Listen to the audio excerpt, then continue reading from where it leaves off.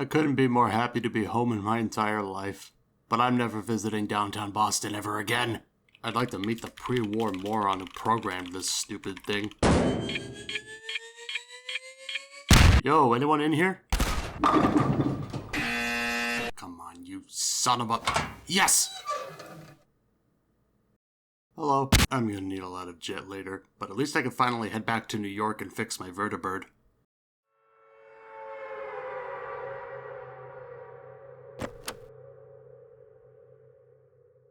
There better be food in that damn box.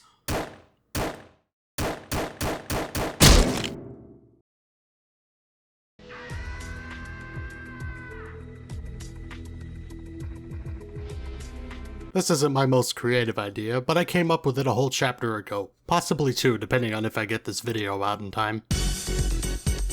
Beat the game using the Fortnite Scar Nerf gun. It doesn't matter if I'm shooting someone or hitting them over the head with it. Anything else isn't allowed unless it's out of my control. If you want to use the mod for yourself, you can find my mod list in the description. Like most of my mornings, we begin in the bathroom. To start this adventure off, I pulled up a picture of our Lord and Savior, Blonde Man number 3 on my second monitor and got to sculpting. As I assemble my true form, I'm gonna rip the band-aid off right now and tell you that even as someone who has been playing on PC for a good while now, I never really did much modding for Fallout 4. I did a little bit of New Vegas, but that's about it. Most of my time was spent in the vanilla game, and yes, I know I'm missing out on a lot, but you're also listening to a guy who enjoys vanilla Minecraft unironically and finds modding that annoying and overwhelming. I'd say you should be surprised at what I'm willing to put up with in regards to video games, but look at half of my channel. That being said, everything you are going to witness in a few minutes will have you screaming at your monitor, or phone, or TV. I don't know what you're watching this shit on.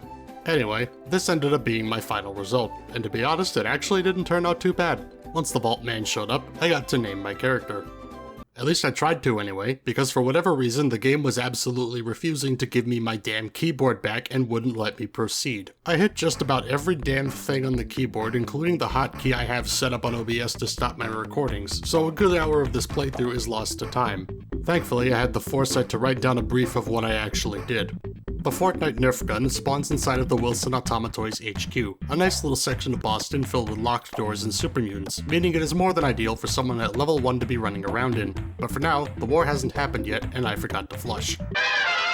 My wife and the walls of my house were blown away before the bombs fell, and a good chunk of my time was spent trying to make sure the mods were working. They weren't. I did everything from reinstalling the mods several times, several plugins, and the next-gen Downgrader tool, but no dice. After thinking I had ruled everything out, I went through the standard vault silliness from getting shot to watching my wife get frozen. I escaped the vault without attacking the roaches throughout and made sure to open the vault normally this time so I wouldn't have to squeeze through a pinhole with a traffic cone again. Before I forget, my special skills are agility at 8, perception and endurance at 4, and everything else at 3. I'll explain my logic behind this once I am armed. After getting the chance to touch what's left of the grass around here, I started picking up nearby objects. This was mainly to have things to sell later, but crafting would be a lot more important later down the line than I initially thought. I took the special book for an extra endurance point, spoke to Codsworth, and started making my way to Wilson Automatoys. I found the Brotherhood earlier than expected, but since I was just off the heels of the TV show at the time, I had some thoughts about them, and none of them are good, so I let them deal with the ghouls on their own. I picked up Locksmith at level 1 after wandering for a bit, and picked up Lone Wanderer when I got to the toy place. Keep in mind that up to this point, I was under the impression that the mod was working. I was immediately informed of a suicider inside the building, and did my best to hide. I had to get past the super mutants as quickly as possible, making an attempt to glitch myself through the walls with a trash can. Somehow this actually worked, but it put me in a room with a super mutant nearby and a locked security terminal. This room has a key that I need, but the fact that it's guarded by a super mutant with less will to live than me doesn't do me any favors. At some point I managed to juke it out by slamming the door on its face as it threw down its nuke. This explains why we had to find all those doors during the Cold War. Those things are very sturdy. After making my Pip-Boy tolerable to look at, I tried to glitch some more and found the room I was looking for. Naturally, the gun wasn't inside. I spent an annoying amount of time trying to get in there and troubleshooting my mods. At some point I tried to cheat my way inside just to see if the scar was hidden, and I just wasn't seeing it. Nope, it just wasn't in that room whatsoever. Clearly this is the game's fault, I think to myself, and start a new run from scratch. I relived the happiest day of my life, put on my Sunday best, and ran for the toy factory. Big surprise, the mod still doesn't work. I'd love to tell you what else I did, but a third of this recording just has a black screen and I have no idea why. Anyway, it turns out I just had to turn on the mod in the mod menu. You can take your head out of the drywall now. To verify it was working, I ran to a chemistry table, which now had the Nerf darts option, so I looted again and got ready to get to the toy place for the last time. Highlights of this include a stupid fake 80s Pip-Boy paint job that I love, profuse bleeding from my chest, making my first batch of darts, and falling for the classic Boston missile to the face prank. Once I got the password to the door, I picked up my weapon after way too goddamn long. The Fortnite Scar L comes with an automatic receiver, a Nerf dart magazine, a 20% chance to instantly cripple the legs, and an absolutely barbaric 5 damage. I'm pretty sure the base fists do more damage than that. Anyway, I'm currently at level 4 and my perks are Locksmith, Hacker, and Lone Wanderer rank 1. With a few darts I had, I decided to test my new piece on the closest super mutant and it went about as well as anyone would have guessed. I genuinely do more damage hitting people with this thing. At least the flamer was an actual weapon with damage to deliver. This is a toy in both form and function. Speaking of ways to shoot my eye out, I want to make it clear that I will be using the stock weapon as it was found inside the building and I will not be modding it in any sort of way. It does have a semi-auto receiver as well as tac dart and 5.56 magazines though. The tac darts do more damage than the base darts, but that feels cheap, and the 5.56 magazine conversion is pretty self-explanatory. We're not using a Nerf gun anymore at that point, so why even bother? Also, these might be the worst iron sights I have ever seen. If there's a poor soul out there watching this who has the actual gun this thing is based on, please let me know if they're just as bad on the real thing. Back at Red Rocket, I noted that vegetable starch will be a very helpful tool for future mechs to make use of as they're required to make darts. In addition to 2 pieces of plastic and rubber, all of that makes you about 8 darts. With a weapon in hand, I started to go through the game proper and began to make my way through Concord and into the Museum of Freedom. It should not shock you that most of my time was spent smacking people with the thing, as that's how my Fallout 4 runs tend to be by this point. The raiders inside having real weapons is obviously an issue, but the gun can actually handle a decent amount of their health since they're so low level. A neat little detail I didn't realize until I used the mod is that it's shockingly realistic in terms of dart retrieval. Not only do fire darts spawn in as world items you can actively pick up again, you will always end every battle with less darts than you started. This is because there's always going to be 1 or 2 of them that get lost to the ether and you'll never find them again. Either that or they'll be totally visible and you still can't pick them up for some reason. After contributing to the microplastic epidemic in the post-apocalypse, we talked to Preston, who has dialogue blocks formatted like YouTube subtitles that I wrote for reasons unknown, and the complete disrespect to Sturgis as his subs were flat out broken and did not work. I was informed of some power armor and ran outside to deal with more raiders and the Deathclaw. At first glance you might think, yeah, we're dead, and you'd be correct in any other instance with no power armor, but remember, the Scar has a 20% chance to cripple the legs instantly with each shot. We actually don't need to do that much to the Deathclaw, just break the legs and get to bashing. I'd like to say Preston helped out, but he has Stormtrooper aim and missed more than half the time. I also died. Once Big Meaty Claws was out of the way, I sent Preston to Sanctuary, did some shopping at the Drumlin Diner, sniffed all of my glue while working back home, found that I have a severe allergy to parked cars, and broke into Super Duper Mart to get some supplies. I figured that the ghouls would be a decent test of my current form and what I have to work with, and it was very telling when I was torn to shreds almost immediately. Using the gun bashing was gonna have to be the main part of my strategy, while shooting would be primarily to break legs. As much as I would like to rely on the gun and the gun alone, I simply can't. As mentioned before, I invested heavily into agility as I expected to be using the gun all the time. Problem number 1. I can't buy Nerf darts or find them in the wild. This gun is a lot like the Syringer. If you want ammo, you're gonna have to make it. Problem number 2. I'm not shooting hot lead, I'm shooting plastic and foam. It's probably carcinogenic and will kill you eventually, but that doesn't go fast enough for me. That being said, making darts is a fantastic way to power level without having to convert your settlements into the lumber aisle at Home Depot. Speaking of construction, I decided to convert this decrepit gas station into a viable living space since I would be coming back here a lot and need a good place to unwind and relax. In all seriousness, I did actually need a settlement to farm vegetables for the purpose of making starch. And to do that, I need settlers because farmland don't tend to itself. After discovering a cow living inside one of the rooms at Sanctuary, I decided they didn't deserve nice things and scrapped everything of substance from there just to bring it back home. After running back home, I found this blood bug whose leg was so broken it gained the ability to give physics the middle finger and started to make my way towards Diamond City. Nothing of note happened on the way there. Piper had more animation trying to unevict herself more than anything else in this game, and I just found out you can actually talk to Danny after playing this game for damn near a decade. I got into the city the fun way, wasted my perk point on commando, and angered the entire state thanks to some light petty theft. Once everyone calmed down, I spoke to Ellie and she told me that Nick was trapped in a well and needed to be saved. If I'm gonna go up against another faction that has zero impact on the game in any capacity, I need to be ready, so I took the time to stock up on as many supplies as I could. This would lead to an ungodly amount of screwing around and getting myself to something resembling a usable build, starting by cleaning up potato supply in Diamond City. Vegetables grow back, it's fine. The limits of Red Rocket were very apparent almost immediately, but I'd be lying if I said I wasn't going to put in any effort for the sake of resource farming. Not only do I have to actually make this place livable, if my settlers are angry, they're not going to do much for me in the long run. For a little while I did some easier quests for the sake of leveling up in rewards, and by the time I decided to enter Park Street Station for the first time, I had about 300 rounds. This would result in my death certificate being handed to me pretty much immediately. Turns out bullets beat plastic, who would have guessed? After making a tactical retreat, I went to go hunt some crabs. For 45 minutes, this beatdown takes up half of one of the recordings, and I can't begin to articulate what the f*** I was thinking. To make matters worse, I still died without saving. Later on, after entering a satellite station and getting jumped by raiders, I learned about some weird deer made of soda and found a gun I couldn't use. After killing the thing because I didn't know how to keep it coming back, I did some more work on the land and needed to go shopping again.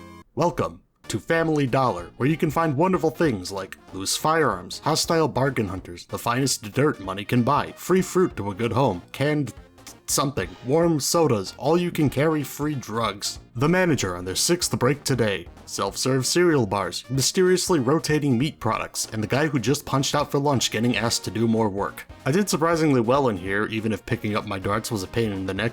The commando rank did nothing of value for me, but it did give me the ability to pet dogs through walls. I should probably go get Nick now. Turns out 300 rounds of ammo is not a lot in the grand scheme of things. Park Street Station was turning into a giant game of chicken. Run in, break a few legs, smack a guy, run away, repeat. No closer to the goal line than I was before, I did another tactical retreat because I ran out of ammo. This would result in several shopping trips to make darts and a few other things I could sell. I had all this junk laying around, I might as well use it. At some point, I obtained Bloody Mess, which means with my current perks, my gun can now do a whopping 7 damage. This was where I really tried to find my formula for farming as efficiently as possible and making Red Rocket the best it could be.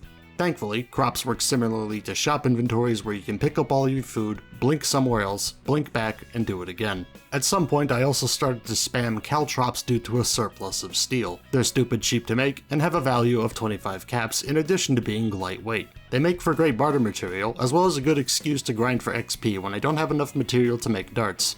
Speaking of dart materials, I decided to carry a loose tire with me from Sanctuary to Red Rocket just to see if it would let me scrap it if it was close enough. Apparently you can in fact do that. It was also dawning on me that, funnily enough, adhesive wasn't a difficult resource to get thanks to the vegetable farm. It was plastic and rubber more than anything. At least you can make adhesive whenever you want provided you have some purified water laying around. You can't pull plastic and rubber out of thin air, you gotta look for that crap. Scrapping weapons is an option, but frankly that's a waste of weapons that could be easily traded for cheaper items that provide the same amount, if not more materials than something like a laser rifle could provide.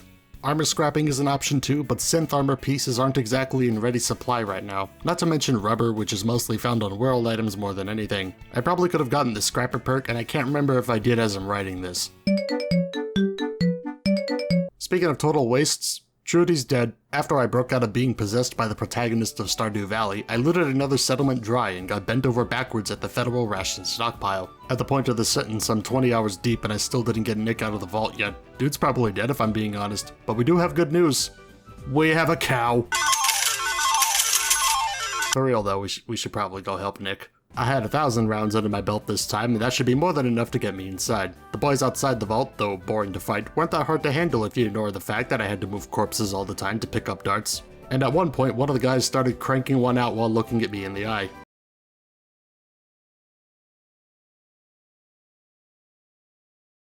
Am I allowed to keep showing this? Deeper into the vault, the gun was still very much capable but still had some drawbacks starting to show. Mainly the worst iron sights ever manufactured more than anything, but I was learning that 45 ACP tends to beat foam darts in most scenarios. I briefly got cornered for a while as waves of triggermen, Dino included, kept making their way to me. I made a nice pile with their bodies in a corner and looted anything of value. For some reason I felt a desire to no-clip out of bounds to view a part of the vault you're not supposed to see and finally got Nick out of his prison cell. I slowly carried all the garbage I had in my pockets to the exit and convinced Skinny Malone's girl to get the fuck out of here before going home. With Nick back in business, I celebrated with some shopping, some robbery, and got some leads that pointed me towards Kellogg. The crappy thing is they foreclosed his house, which is only making things more complicated for me, the man who got thrust into an unfamiliar world after my child was kidnapped. I don't need this. I cracked open Piper's forehead because she wouldn't shut up and played sob story with Geneva to get the keys. I gave Piper a goodbye thwack in the teeth and stole what I could from the mayor. I don't know why McDonough has 3 separate phones and gas just laying around, but then again, I'm not the mayor of a city, so I'm sure he has his reasons. It also just occurred to me that Kellogg had a dedicated hotbox room installed in the pile of garbage he once called his home. Why did he need this? You open the door and it's like you crack open a jar of dry ice. Dogmeat apparently had elephant ears because he heard us all the way from Red Rocket, and now I get to spend some time following him and tending to the nature in the area. Speaking of getting gored by wild animals, behold the Yaoguai. This stupid leftover from the black bears of the Northeast is actually one of the more helpful creatures in this run.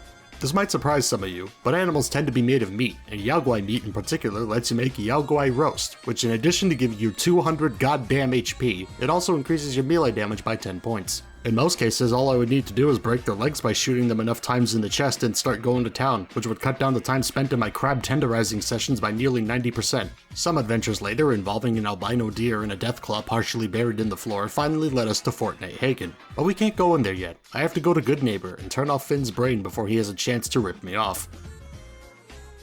Turns out lasers are very dangerous and the synths here were a bit of a pain in the neck, but otherwise not much of a headache as I was anticipating it to be.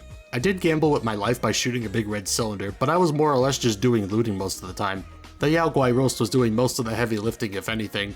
Let that be a lesson to you. If someone's giving you a hard time, shove some bear meat into your face and start beating the snot out of them like some carnivorous version of Popeye. As I made my way through this hole in the ground they call a military base, I picked up the readily available and not difficult at all to obtain Fat Man and finally met up with Cereal Bowl and his posse. Taking his stupid ass down took at most 2 attempts. Once you break his legs, being invisible doesn't help you very much. The adjacent room synth thought he could get the jump on me, and the Brotherhood decided to contribute to air and noise pollution by sending in their personal battle bus. I returned home and opted to arm my settlers with a few of the new toys I picked up out of Fort Hagen. The meat lady continues to serve better purposes as a bank, and briefed with Piper and Valentine. Kellogg's memories.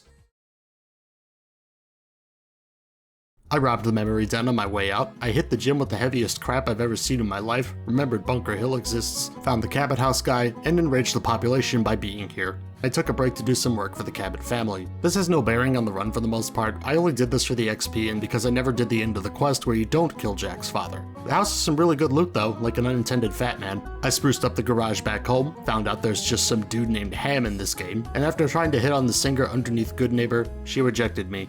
And I, like any man with self-respect, took it in stride by calmly shooting up the entire bar. The glowing sea had a lot of nothing, Virgil told me to kill a courser, did I mention this playthrough's 50 hours long? I inhaled an unreasonable supply of fruit, found this cellar that contained nothing of value, and built the contraption, which will allow me to capture Yaoguai for the purpose of harvesting their flesh and absorbing their power. The best part is the mere presence of a bear causes the entire town to go apeshit, so you don't even have to do anything, just let the townsfolk deal with it. None of the work and all the rewards. I went to go kill this dude called Pyro who apparently killed me so hard my nervous system kept going despite the fact that I was already brain dead, and I went to Green Tech Genetics for the second time. Nothing eventful happened in the first instance, but let me tell you, I made a huge mistake going in there with only 300 rounds, evidenced by the fact that I calmly exploded after looting one of the bodies. The courser himself reminded me a lot of Kellogg, more in the sense that you can't really run away if you're invisible and covered in blood. Also, Jesus Christ, lady, can you back up a bit? I can smell your breath. Now that I have the synth's stupid radio thingy, I need to get it decoded, so I beelined for the Old North Church. On my way in, however, I suddenly got flashbacks to the last time I had to speak to these people who were as deep as a bottle of beer and opted to tear them all to shreds. All except for Glory, who was apparently programmed with only one line of dialogue to say while being attacked. This took up way more time than I'm willing to admit, but now that the railroad has been taken off the tracks, I decoded the chip, found out Pam was surprisingly chill with everyone being dead, catapulted myself back to the glowing sea, got the teleporter plans from Virgil, and then the Enclave showed up for no reason. Now because I don't have the patience to deal with the Brotherhood in any form, I chose to enlist the Minutemen. I haven't forgotten that you need my help. Remind me as soon as you found out what that settlement needed from the Minutemen. I'll be happy to help you out as soon as we help out that settlement.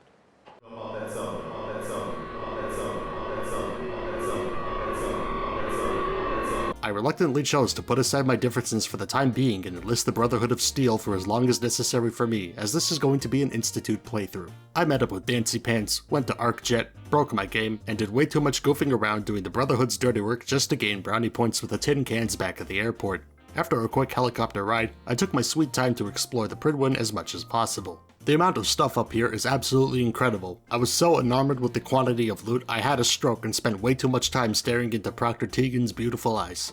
I tried to convince Maxon to go bend over the Institute right now, but he wouldn't listen to me until we cleared out Fort Strong for some nukes. They offered me a vertibird, but I respectfully declined in favor of my teleporting skills.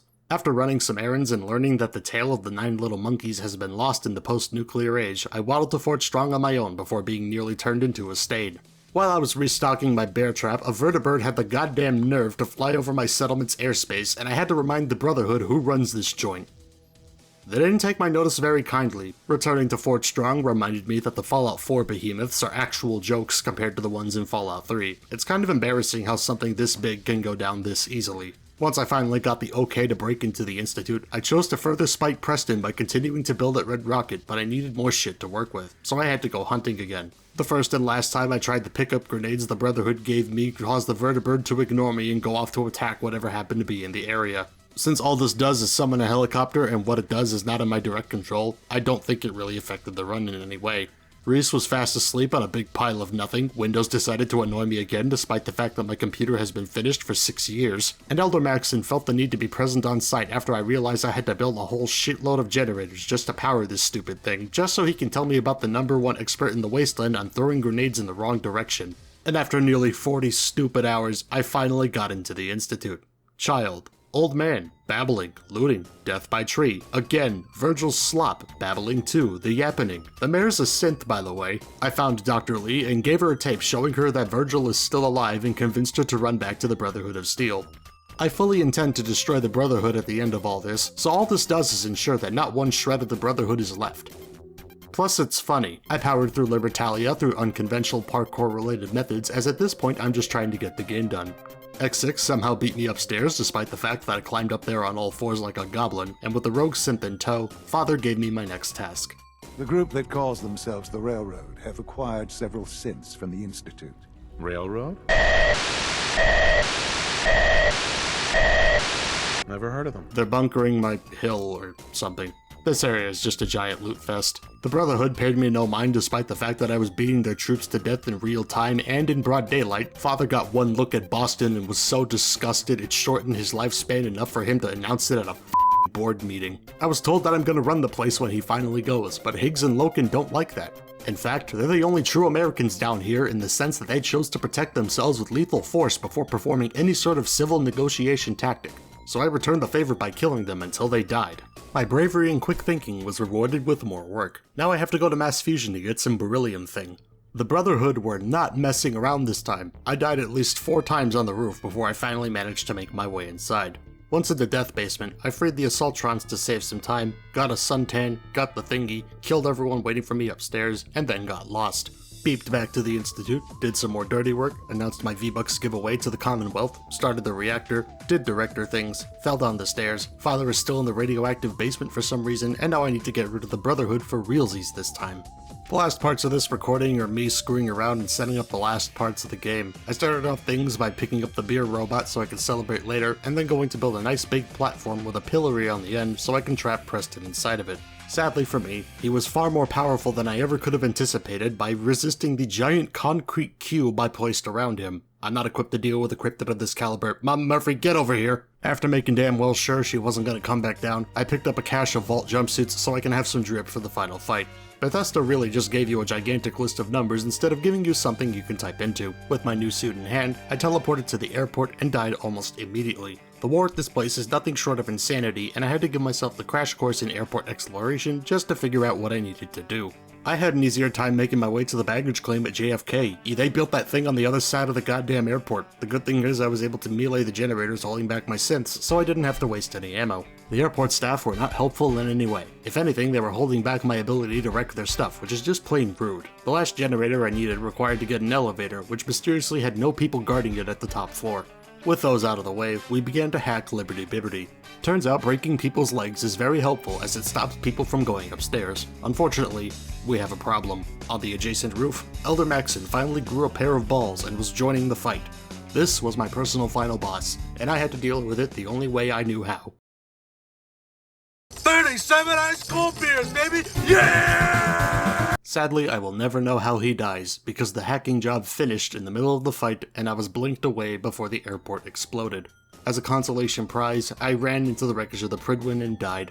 In my final blink back to the Institute, my son finally realized that I was cosplaying a Fortnite skin and decided he had seen enough. He died of cringe, the game ended, and I let the loss of my son out on the people around me as I started shooting everyone in my line of sight, and called it quits when they finally took me down. I bled out on the floor of the Institute, having taken out a shocking amount of people, and beat Fallout 4 with the Fortnite Nerf gun. Thank you for watching. Leave a like and your thoughts in the comments below. If you want to see more non-video related nonsense, follow me on Blue Sky and Instagram, links in the description below. Check out the Challenge Runs playlist linked on screen for more videos like this, and be sure to subscribe for more in the future. I'm Mr. Max. I'll see you next time.